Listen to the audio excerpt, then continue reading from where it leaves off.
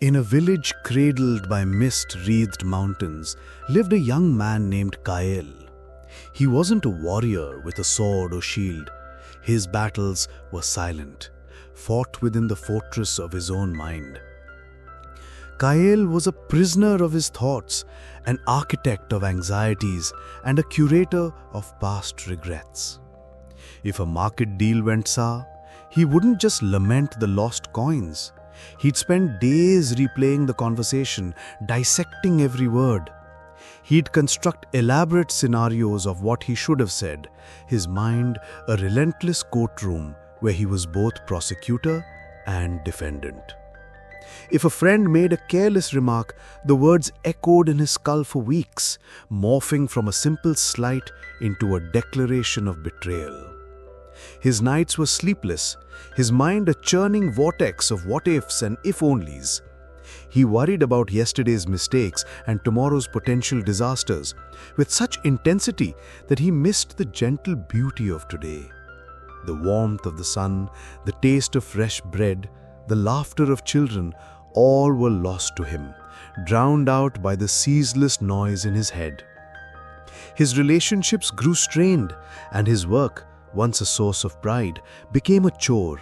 Each task a new opportunity for failure he would agonize over. He was perpetually exhausted, his energy sapped by the crushing weight of his own overthinking.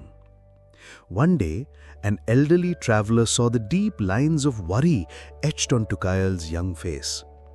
"The mind is a beautiful servant, but a dangerous master," the traveler said gently. "You carry a great weight, though your hands are empty." High in the Jomyo mountains, there lives a Zen Master named Ryotan. He is a physician of the soul. Perhaps he can teach you how to set down your burden. Desperate, Kael latched on to this hope. The journey to the monastery was arduous. He navigated treacherous paths and climbed steep slopes, and the physical struggle was a strange relief. For the first time in years, the demands of the journey forced the clamor in his mind to quieten down as he had to focus on his every step. After 3 days, he arrived at the monastery, a place of profound stillness.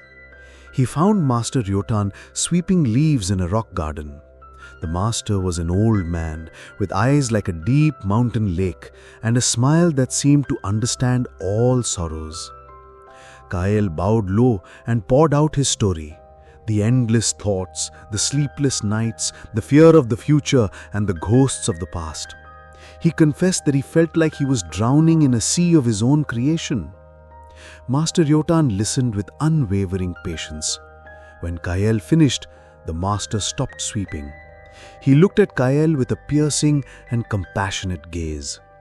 Instead of offering words of wisdom, he walked to a nearby workshop and returned with a simple, beautifully woven and completely empty bamboo basket.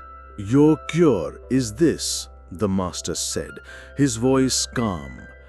"For the next week, I want you to carry this basket with you at all times, from the moment you wake until you sleep.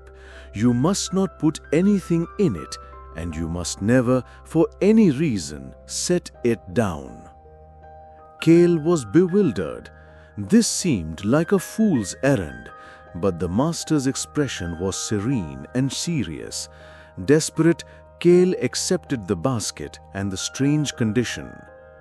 The first day was peculiar. The basket was light yet awkward. He felt a familiar surge of anxiety. What are they thinking of me? Do they think I'm a fool? He spent the entire day thinking about the basket. By the third day, the basket was a profound annoyance. It snagged on doorways, and the handle began to chafe his palm. Though empty, it started to feel heavy. It was a constant nagging presence. Why am I doing this? This is pointless. The master is toying with me. The basket had become the new focal point for his overthinking. By the 5th day, frustration had curdled into a quiet rage. The basket felt like a useless, burdensome limb. His arm ached, a dull, persistent throb. He was miserable. The basket, though empty of objects, was now filled to the brim with his resentment, his frustration, and his confusion. On the evening of the 7th day, a storm broke. Kael, soaked and shivering, could bear it no longer. He stormed into the main meditation hall where Master Ryoten was lighting candles. "Master!" Kael's voice boomed. He held up the basket, his hand trembling. "A week! I have carried this nothing for a week.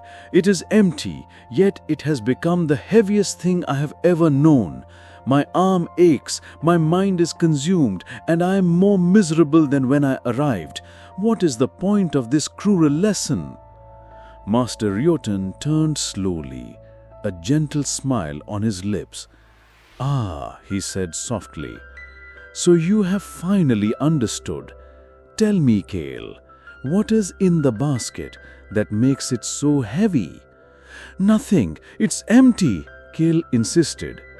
"Is it?" the master replied. "You say it is empty, yet you have told me it is full of your frustration. You have filled it with your anger.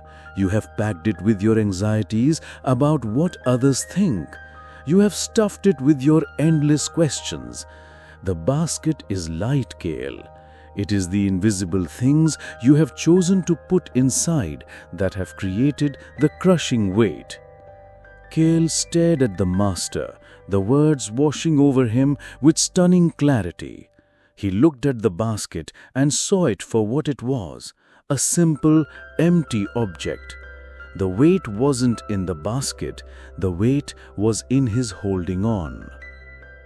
"Your mind," Master Ryoten continued, "is just like this basket. By itself, it is light and free, but you choose to fill it. You fill it with yesterday's regrets, which you can no longer change, and tomorrow's worries, which have not yet come to pass.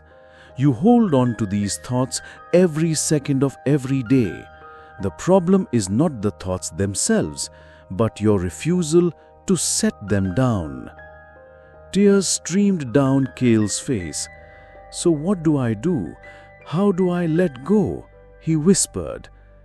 "The same way you get relief from the ache in your arm," the master said. He gently took Kael's hand. "You simply set it down." As Kael's fingers uncurled, the basket clattered softly onto the floor. A wave of relief so immense that it made him gasp washed over him. The absence of the basket was a physical sensation of lightness. Master Ryoten guided him to a meditation cushion. "Your thoughts will still come," he said. "That is the nature of the mind. Do not fight them. Simply notice them like clouds passing in the sky. Acknowledge them and then let them drift away. Your mind is the sky, not the clouds. The sky is vast and untroubled. Your peace lies not in having a clear sky, but in knowing that you are the sky." Kael closed his eyes and watched his thoughts come and go without grabbing onto them. Underneath the noise, he could feel a deep, resonant silence, the silence of the present moment. When Kael left the monastery, the world looked different. The colors seemed brighter, the air crisper. He had rediscovered his true self, the one that existed beneath the weight of his thoughts. He knew challenges would come, but now he had his secret, the memory of the empty basket. Whenever he felt the weight of worry or regret accumulate, he would pause, take a deep breath, and visualize himself setting down the basket. And in that simple, conscious act of letting go, he would find his freedom and his peace. He had finally learned that the heaviest burdens are the ones we choose to hold on to, and that peace is always just one decision away, the decision to simply set it down.